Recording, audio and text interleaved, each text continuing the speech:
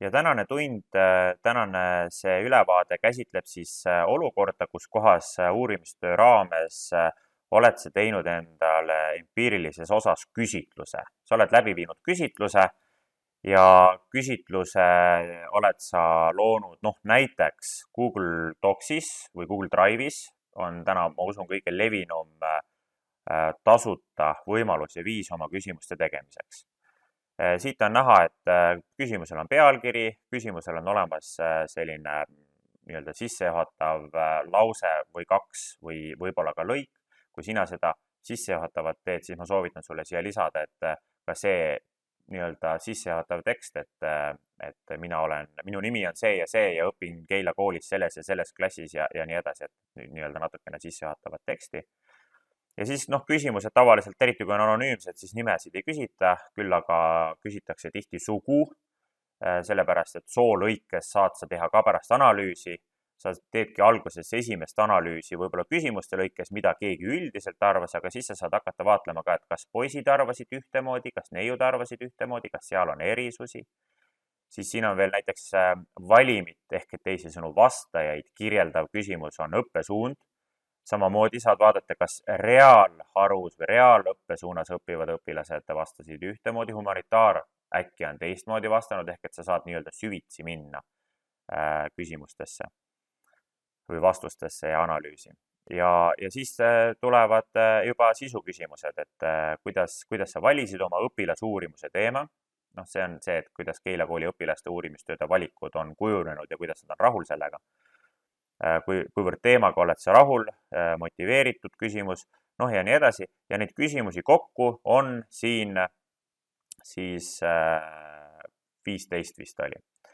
Ja siis on 16. küsimus, mis on kogemata siin tekkinud, et kui sina ehitad oma küsimusi ülesse, siis ja sul tekib ka kogemata selline küsimus, et siis neid sa saad alati kustutada.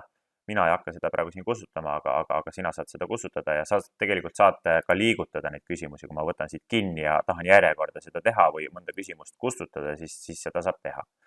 Aga seda on mõistlik teha enne seda, kui oled küsimustiku välja saatnud. Kui sa oled juba küsimustiku välja saatnud ja sul on juba vastajaid seal, see, kas on vastajaid, näed sa siit, kui siin on juba üks sees ehk et on juba üks vastanu, siis enam nende muutmine ei ole eriti otstarbekas. Et kui vähegi võimalik, siis seda enam ei peaks tegema.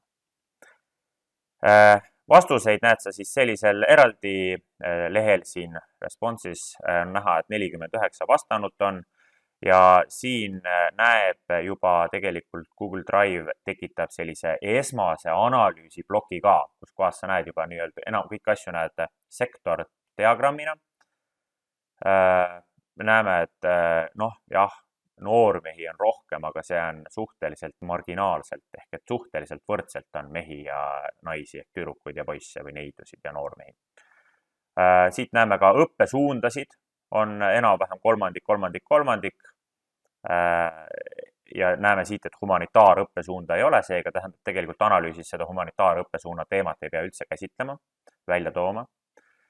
See, kui sa analüüsid, siis kindlasti analüüsi puhul ma usun, et ei ole mõistlik minna nagu niivõrd detailseks, et sa hakkad siin jälgima mingisugust 1 ja 2% ehk et 1 ja 2% on kusagile poole kaldu, nagu siin on, et noormehi on 53% ehk 3% üle poole ja neidusid siis vastavalt umbes 3% allapoole. Tegelikult sa võid öelda, et neid on pooleks. See, et noormehi on siin kolm noormeest on rohkem neidudega võrreldes, et see on nii minimaalne muutus, et seda eraldi välja toomine võib-olla ei ole otstarbekas. Et põhimõtteliselt võid öelda, et suhteliselt pooleks.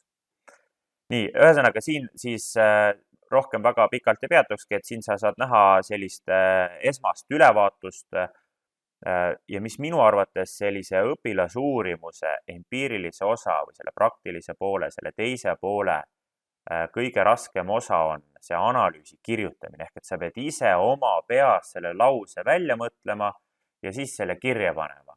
Ja selle lause pead sa välja mõtlema vaadates sellist sama diagrammi siin, et näiteks, et kuidas sa valisid oma õpilasuurimuse teema, siit näeme, et õpetajate poolt ette antud teemade hulgast on julgelt üle poole. Ja siis loomulikult, kui sa kirjutad akadeemilises ehk et õpilasuurimus, siis sa ei kasuta sellist sõna, et julgelt üle poole. See sõna julgelt ei sobi sinna akadeemilisse. See sobib siis, kui mina teile esitlen praegu ehk et suulisse kõnesse, aga sina pead teadma või oskama, siis peaksid kirjutama selliselt, et näiteks sõnastuses, et valdav enamus vastanutest või valdav enamus õpilastest on oma õpilasuurimuse teema valinud õpetajate poolt ette antud teemade hulgast. Punkt. Selline lause on nagu see, mis on võib-olla akadeemilises või õpilasuurimuses siis analüüsi lause, mis kirjeldab siis seda vastanuid, eks ole. Kuivõrd teemaga ollakse rahul, näed jälle üle poole on teemaga väga rahul ja siis siin veerand on enam-vähem rahul ja nii edasi. Siin saad sa teha selliseid ülevaatlikke nii-öelda analüüsi. Kindlasti on keerulisem analüüsida selliseid, kus kohas ei ole mitte valikvastused. Kui on valikvastused, siis tulevadki sellised tulpdiagrammid. Kui ei ole valikvastused, vaid on vaba vastus ehk et õpilane võib kirjutada, mida ta siis ise tahab, võt näiteks sellisele küsimusele, nii on kindlasti natukene keerulisem seda analüüsi teha. Ma põgusalt puudutan seda ka. Selliseid küsimusi on ka siin paar tükki ja siis on tulpdiagrammid jälle lõpus ja see viimane küsimus, mis oli tegelikult sisutühi küsimus ja kogemata tekkinud küsimus, et selle me jätame praegu täitsa kõrvale. Ma tahan juhtida siin veel tähelepanu sellele küsimusele, et kellelt, kust said uurimust tehes abi, märgi kõik sobivad vastused, kus kohas õpilane või vastaja saab siis valida mitu sobivat vastust. Vaat see koht on siin kindlasti väga oluline, sest et see on see, mida sa siit saad väga lihtsalt vaadata, et näed, internetist on kõige rohkem, aga ka juhendajalt on enam-vähem sama palju. Peaaegu võrreldes teistega eristuvad see, et siin internetist on paar tükki rohkem, on jälle, ütleme, statistilise vea piirides, nagu öeldakse, et sa võid nad suuresti ka ühele pulgale panna välja tuues, et näed, sa juhendajalt ja internetist saadakse kõige rohkem abi oma õpilasuurimust tehes. Punkt. Ja siis muidugi võid ka siin alati välja tuua, et kõige vähem saadakse abi vanematelt ja mujalt, see ei ütle tegelikult midagi, eks ole, et mujalt saadakse ka abi, aga see, et mujalt saadakse kõige vähem, et see on jälle sisutühi. Aga see, et kõige vähem saadakse vanematelt abi, see on kindlasti siin võib-olla väljatoomist vähe. Aga nüüd siin Google Drive'is nii-öelda analüüsiplokk, mida siin nagu esitatakse, see on selline esmane, ülevaatlik, seal sa saad oma analüüsi kirjutada võib-olla pool lehekülge, võib-olla lehekülge, olenevalt, kuidas kellelgi sulg jookseb, aga sellise nii-öelda suuresti sissejuhatava teema. Kuidas nagu edasi toimetada? Edasi soovitan ma toimetada niiviisi, et sa tekitad sellest endale tabeli. Ehk et sa võtad kõik need andmed tabelisse laiali, selleks on üleval siin selline nupp. Kui meil on tabel juba tegelikult tehtud, siis ta viskabki kohe selle sama tabeli ette, aga kui sinul tabelit ei ole tehtud, siis ta siin küsib, et mis nimega seda tabelit teha ja kuidas sa saad mingit nimesid muuta. Saad selle läbi proovida, see midagi väga keerukat ei ole.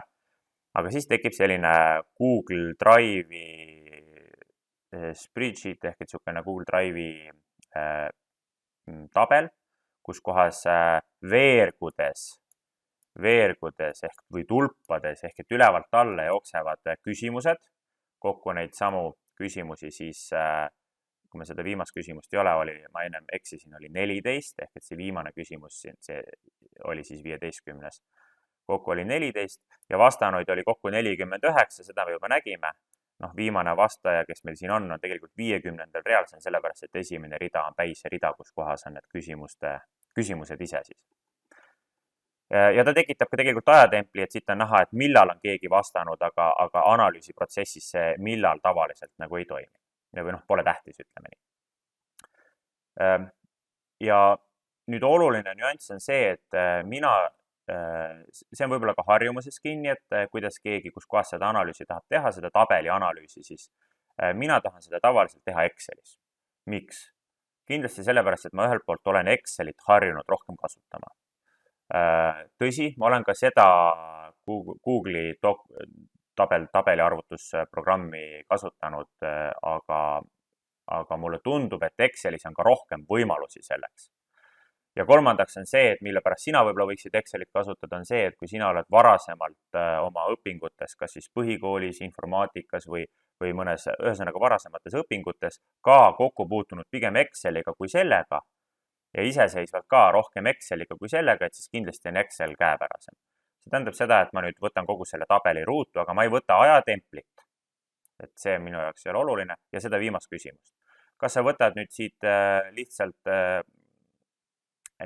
nii, et sa hiirega tirid selle, on üks variant, aga ma siis jagan ka natukene kiirklahvi kombinatsioonide kogemust, et kui sa hoiad klaviatuurilt kontrollklahvi all ja liigun nooltega paremale vasakule üles-alla, kontrollklahvi all hoides, siis ma liigungi tegelikult, näete, nii-öelda vasakule paremale, siis ma liigun tabeli äärmustesse ja kui ma ülevalt alla liigun, siis ma liigungi siia ülevalt alla, eks ole.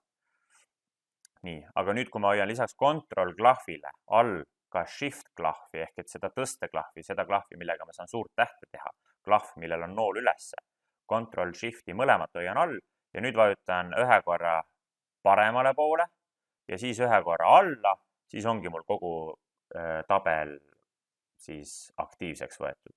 Ja kontroll-C-ga siis kopib või siis parem hiireklikk ja kopi ja siis avan Exceli. Nii, ja Excelisse kleebin siis niimoodi, et kui keep text only on siin ehk et siukene kleepimise võimalus, siis aga see viimane tavaliselt on siin see, mis hästi toimib.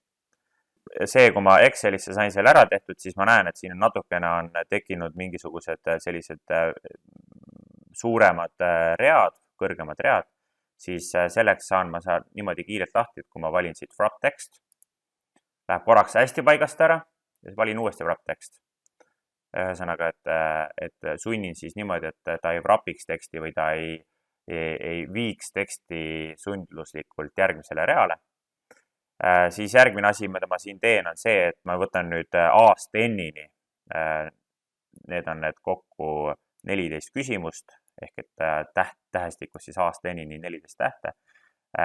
Siit ülevalt reast võtan aktiivseks ja teen topelt hiirekliki. Nüüd ta teeb kõik selle tabeli nii suureks, et kõik teksti osad mahuksid siia ära. Ja kokku endiselt on 49 vastanut ehk 50 rida, mis mul siin on. Nüüd läks tabel selgelt liiga suureks, et seda nii-öelda õigesse suurusesse või mõistlikkusesse suurusesse ehk et hoomatavaks nagu teha, siis selleks on see, et ma vaatan korraks seda kaugemalt ehk zoomin välja. Zoomida välja saab siit alt paremast siis kas zoom out või zoom in, aga tegelikult töötab ka nii, kui ma kontroll-klahvi all hoian ja siis hiire pealt rullikuga kerin ühele poole või siis teisele poole. Ehk et hiirega rullikuga saab ka nagu mängida. Aga ütleme, teen niiviisi ja näen siit, et väga suureks venitatud tabel, näen, et näiteks siin see küsimus on väga pikk, aga tegelikult vastused on ainult jah, ei. Seega ma viin selle küsimuse selliseks väiksemaks. Siin umbes sama loogika, et siin on õppisin üsnagi või õppisin palju või õppisin vähe, ehk et sellised valikvastused, teen ka selle tabeli ja selle veeru osa siis natukene kitsamaks. Ja siis jällegi siit vaatan nii mõnegi veeru veel, mille ma tundub mulle, et ma saan nagu oluliselt kitsamaks teha. Näiteks siin on näha, et üks vastaja on hästi pikalt vastanud, teised nii pikalt ei ole vastanud. Seega selle ühe vastaja pärast ei ole mõtet tabelit nii suurena hoida. Ma toon selle isegi veel väiksemaks, toon selle nii. Kõik see, mida ma praegu teen, on siis see, et ma teen tööd tabeliga. Et ma veel nüüd analüüsini ei ole jõudnud, aga nüüd tihti ongi see, et kui sul tabel on nagu korras ja tabel on hästi, et siis sealt on seda analüüsi ka parem teha ja see on kõik hoomatavam. Nii, ja nüüd viin selle uuesti kas siis kontrollklahvi ja hiirerullikuga või siit alt viin selle 100% juurde tagasi või 85% juurde, kuidas keegi soovib. Nii, ja kui ma nüüd soovin hakata tegema siin tabelis seda analüüsi, siis tabeli analüüs käib väga tihti esimeses osas sorteerimise kaudu.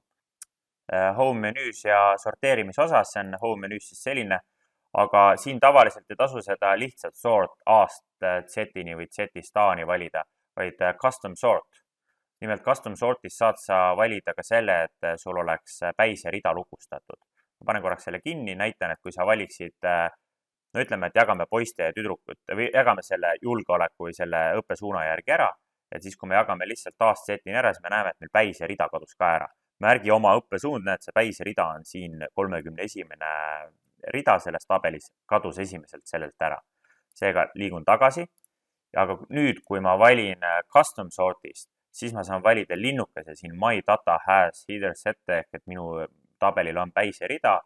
Ja kui ma nüüd valin siit, et märgi oma õppesuund, okei, siis nüüd ta jaotas selle vastavalt sellele ära.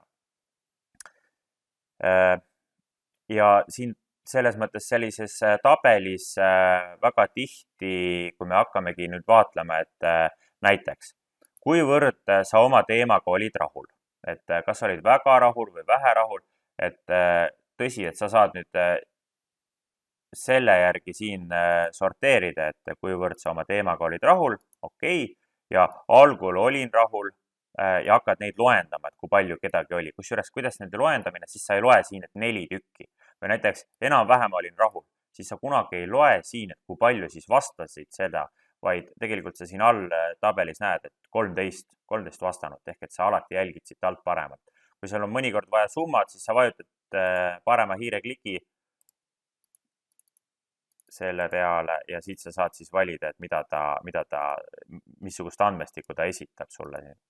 Aga siin ta count ehk loendab 13 ja niimoodi saad sa nagu loendada seda. Aga tõsi, sellisel loendamisel siin ju praegusel hetkel ei ole vahet või ei ole nagu oluline, sellepärast et seda kõike me nägime ju siin ka, et kuivõrd olid see teemaga rahul, eks ole, et need, kes olid väga rahul, neid oli 26 vastanut ehk 53%, et seda saad sa nagu kiirelt siit ka nagu vaadata, et seetõttu sellist loendust siin nagu eraldi teha pole mõtet. Aga mis asja on mõistlik sul tabelis teha, on just nagu mõistlik nüüd seda teha, mida sa siin teha ei saa. Siin sa ei saa teha näiteks seda, et näed sa, olin väga rahul on 53% ehk üle poole. Aga kas siin võiks eristada, et kas poisid olid rohkem rahul või olid tüdrukud rohkem rahul? Või kas saab esitada, et need, kes õppisid reaalõppe suunas, olid vähem rahul ja need, kes õppisid humanitaarõppe suunda, meil vastajaid ei olnud, aga julgeolekuõppe suunas, need olid rohkem rahul. Või kas seal saab üldse mingisugust erisust teha? Vaat see on nüüd see analüüsi järgmine tase, milleni peaks ka kindlasti jõudma, aga mida sa nagu siin teha ei saa. Ja siin saadki sa seda teha siis sellises tabelis. See tähendab seda, et ma kõigepealt tabeli sorteerin custom sort ja kõigepealt ma sorteerin, võtame näiteks, vaatame, kas eristusid poisid ja tüdrukud. Ehk et märgi oma sugu, ehk et ma kõigepealt eristan siis soo järgi ja siis add level, teises levelis panen nüüd selle, et kuivõrd sa oled oma teemaga rahul. Tegelikult need add level, neid leveleid ma võin siin väga mitu tükki teha, ehk et ma võin minna väga süvitsi ja väga sisse igasuguse sellise analüüsiga. Aga jääme meie praegu nii-öelda 2 tasandiliseks ehk et esimeses tasandis siis soo järgi ja siis teises tasandis vaatleme seda sama, et kuivõrd sa oma teemaga rahul olid. Aga tegelikult seda sama soo järgi võid sa kõiki küsimusi vaadata, ehk et nagu see ongi see analüüsiprotsess. Nii, kõigepealt on meil siis neiud, tuletame meelde, et neidusid ja noormehi oli enam-vähem pooleks ja vaatame, et neidusid olin väga rahul 11 ja noormehi oli väga rahul 15. See, et 11 ja 15 tegelikult need summa summarum, mis tavaliselt tähendab midagi, vaid olulisem on seal protsent. Ja võib-olla ka joonis. Vaatame kõigepealt protsenti, et jällegi Excelis sa võid ju kalkulaatoriga seda teha, aga Excelis on võimalik ka kalkulaatori rolli kasutada. Olin väga rahul, toon ma siin eraldi välja. Nii, neiud, ütleme tüdrukud ja poisid. Nii, tüdrukute hulgas olid väga rahul 11 õpilast ja noormeeste hulgas oli 15 õpilast. Siin all näen, et 15 õpilast. Seega 11 ja 15. Nii, palju kokku neidusid oli? Kokku oli neidusid 23 ja noormehi oli kokku 26. juhin veel tähelepanu, et näed sa, kui sa siit võtad noormehed aktiivseks ja ma tõmban siin natukene lohakamalt üle selle 50. rea siis siin veel 57. aktiivseks, siis ta näitab ikka õigesti 26. 26 sellepärast, et need teised read on tühjad ja neid ta ei loenda. Et siin on võimalik natukene lohakas olla, aga seejuures kõik õigesti teha. Ehk et noormehi oli 26 ja neidusid siis 23, ehk et kui me nüüd paneme, et 23 ja 26 ja nüüd arvutame hoopis protsendi ehk osakaalu välja, sest lõpuks on ju tähtis hoopis osakaal, mitte see, et kui palju arvuliselt midagi on. Et ja võrdleme neid osakaalusid. Ehk et ma nüüd jagan siis tüdrukut, olin väga rahul kõikide tüdrukute arvuga ja poiste puhul 15 jagan ka 26-ga. No ja paremini oleks, ma teen need protsendiks ja mis me saame? Poistest on siis väga rahul 58%, tüdrukutest 48%. Noh, siin on juba vahe 10%-line, vabandust, 10% võrra siis. 48 ja 58. Ma võiksin öelda, et siin on küll midagi, mis on nagu märkimisväärselt võimalik välja tuua oma töösse. Ehk et võiks öelda, et poisid on teemavalikuga rohkem rahul või ütleme ennemini rahul kui tüdrukud. Noh, ja siis sa võid need samad protsendid siia nagu sisse tuua. Aga see 11 ja 15 siin praegusel hetkel ei mängi rolli, vaid mängib just rolli see protsendi ja osakaalu võrdlus. Kuidas siit aga nüüd jooniseid teha siit tabelist, et selleks on see, et kas sa tekitad endale ühe uue töölehe või ma tekitan kiirelt endale veel ühe teise Exceli lahti, sest et siis ma saan alt ja taabklahviga kiirelt kahe töölehe vahel liikuda ja liigun ja tekitan selle tabeli näiteks niiviisi, et on tüdrukud ja siis on meil sellised valikud nagu algul olin rahul, hiljem enam mitte. Ma kopeerin need siia. Algul olin rahul, hiljem mitte. Algul polnud rahul, aga hiljem hakkas meeldima ehk et vastupidine olukord. Ei olnud üldse rahul. Ka kleebin siia. Olin enam-vähem rahul. On 4. valik. Ja olin väga rahul. Tundub olevat, et on viimane valik, on 5. valik. Nii, poisid, tüdrukud ja poisid. Ja nüüd ma toon need numbrilised kaalud siia, et tüdrukutest olin väga rahul on 2 ja teine on ka 2. Ja kolmas on ka siin 2, eks ole. Ma vaatan silmadega või näen siis siit. Ühesõnaga 2, 2, 2. Enam-vähem olin rahul on 6 ja olin väga rahul on 11. See tähendab siis 6 ja 11. Ja sama asja teen poistega ära. Ehk et ma töötlen praegu 2 tabeliga korraga. Siis jälle 2, 2 ja siin on 7. Nii. 2, 2 ja siis on 7 ja enam-vähem rahul. Enam-vähem rahul on 7. Näed sa, siin ma oleks eksinud. Ei olnud üldse rahul on 0. See tähendab seda, et poiste puhul ei olnud üldse rahul on 0. Ja olin väga rahul on 15 ja 15. Palun väga, et see tabel praegusel hetkel annab meile veel seda lisaväärtust või kinnitust, et poisid on rohkem rahul. Näiteks sellega, et see valik, et ei olnud üldse rahul. 2 tüdrukut valisid selle, et ei olnud üldse rahul, aga poistest ei valinud keegi. Ehk et see tabel praegusel hetkel tõendab meile seda ütlust või väidet, kinnitab seda väidet, et poisid on teemavalikuga rohkem rahul kui tüdrukud. Ehk poisid on teemavalikuga rahulolevamad kui tüdrukud. Et siis ma ja nüüd, kas sa paned oma töösse selle sama tabeli, noh, võib-olla natukene võiks seda niimoodi tabelit vormistada, et need oleksid keskel näiteks joondatud, võib-olla näiteks, et tabeli ümber oleks need piirjooned. Et kas sa paned tabeli või sa arvad, et sa võiksid oma töösse panna joonise, siis joonise saad sa Excelis siit insert menüüst ja noh, siit saad sa siis tekitada kas siis tulpdiagrammi või hoopis sektordiagrammi mingisuguse, siit juba on näha. Sektordiagramm tundub, et siin nagu hästi ei toimi või joondiagramm. Ma soovitan alguses või tegelikult ma soovitangi piirduda 3 joonisega. Sektor, tulp või joondiagramm, et mingisugustesse keerulisematesse joonistesse võib-olla ei tasu minna ja kui sa valid, siis tasub ka alati esimene valida. Võtame näiteks tulpdiagrammi. Noh, siin saab veel siis tegelikult kaotada selle chart title ehk selle pealkirja ära, sellepärast et kui sa oma Wordi lisad, siis Wordi lisatakse või tekstitöötlusprogrammi lisatakse siia alla teistmoodi see pealkirja, aga see on nagu eraldi vormistuse küsimus ja selle kohta on eraldi olemas video, kuidas seda vormistada. Seal videos on näidatud, kuidas seda asja siia juurde panna. Seda ma siin ei räägi. Ja siit on näha, eks ole, tüdrukute ja poiste võrdlus. Tüdrukute ja poiste võrdlus. Aga kui sulle mõnikord sa võrdled hoopis midagi sellist, et sa peaksid nagu teistpidi võrdlema, siis siin on selline tööriist, et kui ma praegusel hetkel näen seda joonist niimoodi, et ma võrdlen tüdrukuid ja poisse, et ei olnud üldse rahul, on 0 poissi, 2 tüdrukut. Olin väga rahul, no näed, poiste see tulp on siis oluliselt kõrgem võrreldes tüdrukute omaga. Aga mul on võimalik siit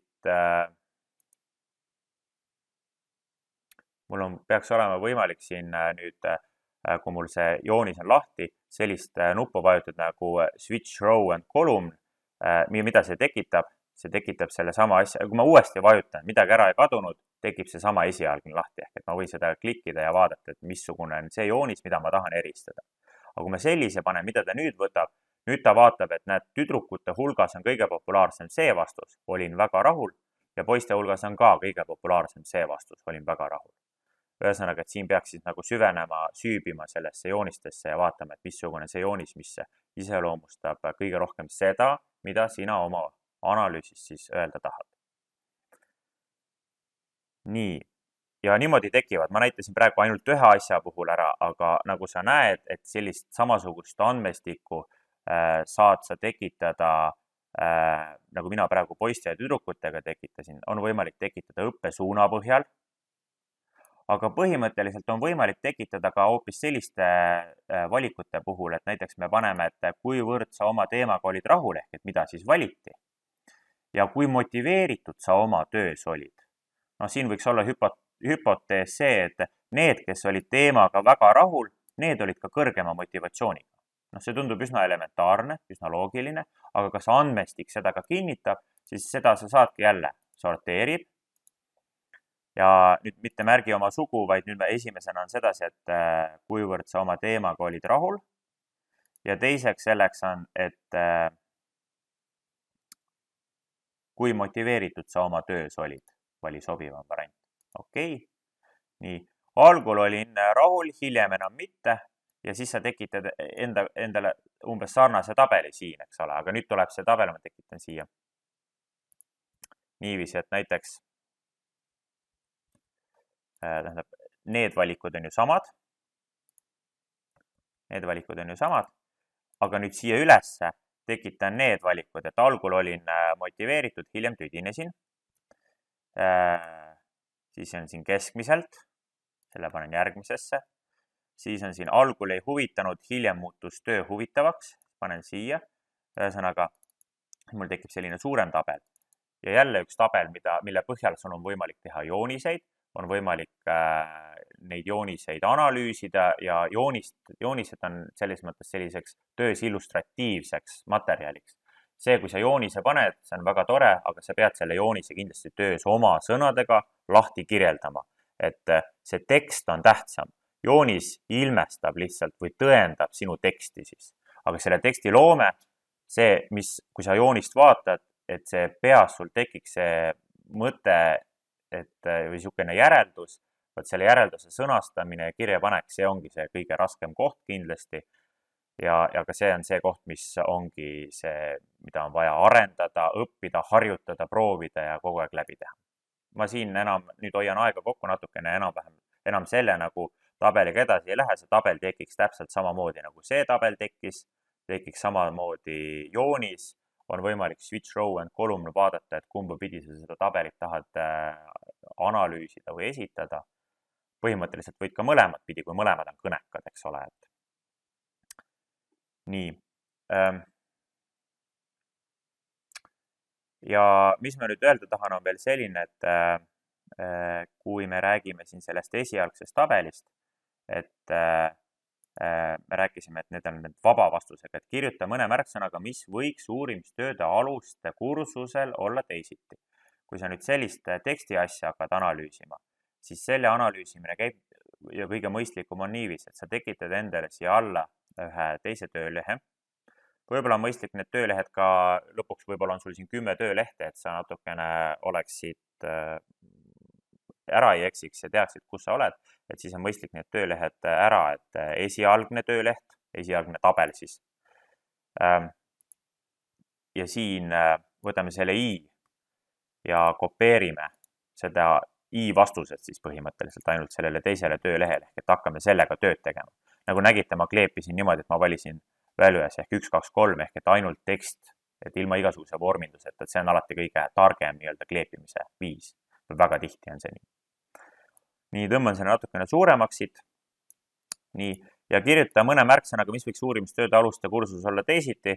Noh, siin võib-olla tasub panna siis, et kursusel teisiti. Noh, minu jaoks märksõna, mis viitab, mida see oli selle küsimuse vastus. Ja selliseid küsimusi nüüd analüüsitakse niiviisi, sellise vaba vastusega küsimusi, kus kohas hakatakse klassifitseerima. Õpilisi võiks rohkem motiveerida, mitte hirmutada. Okei, nii, motiveerida. Hindamissüsteem, mida juhendaja täidab, hindamissüsteem. Ehk et sa hakkad nagu kirjutama märksõnu nendest vastustest ja ainult märksõnu. Ja kui sa mõnikord ei oska ühte märksõna või võib-olla mõnikord on siin kirjutatud 2-3 märksõna, siis sa võid need 2-3 märksõna ka kirjutada, kas üksteise kõrvale või parem oleks üksteise alla. Ja pärast koondad need kokku, näiteks motiveerida võib-olla tuleb siin mitu korda. Hindamissüsteem tuleb mitu korda ja siis tekib sul jälle selle tabeli põhjal järgmine tabel. Et oli motiveerida, siis oli hindamissüsteem, siis oli, võib-olla keegi vastas, et kõik hästi. Kõik hästi, noh, nagu ma näen siit, väga vahet pole, kõik oli perfektne, ei oskagi öelda, midagi ei peaks olema teisiti, ehk et kõik hästi. Nii. Ja nüüd kõik hästi, neid vastanuid võib-olla on näiteks 4, hindamissüsteemi arvas, et 8, rohkem võiks motiveerida, võiks olla, ma ei tea, võib-olla 12 ja siia kindlasti tekib neid märksõnu rohkem ja neid, kui palju neid märksõnu on esinenud, tekib ka siia siis vastavad arvud järgi ja jälle on üks tabel, mida sa saad siis kas tabelina töösse tuua või teha selle tabeli põhjal joonis. Insert menüü, noh, jälle kogemuse põhjal, et siia võib-olla sobiks selline tulpdiagramm, et mis on kõige nagu populaarsem. Aga tulpdiagramme saab omakorda või mitte, vabandust, sektordiagramm. Sektordiagramme ja tulpdiagramme saab siin ka vastavalt sellele nagu muuta, et vaadata, et missugune oleks see, missugune kõige parem. Ja tundub sulle nagu kõige õigem. Kindlasti ei ole selline musta taustaga akadeemilises töös. See võib olla kusagil slaidi esitlusel väga mõjus ja mõistlik, aga uurimistöös on pigem valge taustaga ja niisugune hästi lihtne ja kerge. Vot intervjuu on hoopis teine olukord, et intervjuu toimib umbes sarnaselt, nagu ma praegu rääkisin siin sellest klassifitseerimisest või kategoriseerimisest, eks ole. Et intervjuu nagu analüüs toimub umbes midagi sellist. See on ju tegelikult siin ikkagi küsitlus, see tähendab rohkem on selliseid valikvastuseid ja jooniseid ja tabeleid, siis intervjuus on seda vähem ja intervjuus tabelit on vähem ja nii edasi. Noh, see ongi võib-olla siis selline kõik selline esmane, millest nagu alustada üldse analüüsi.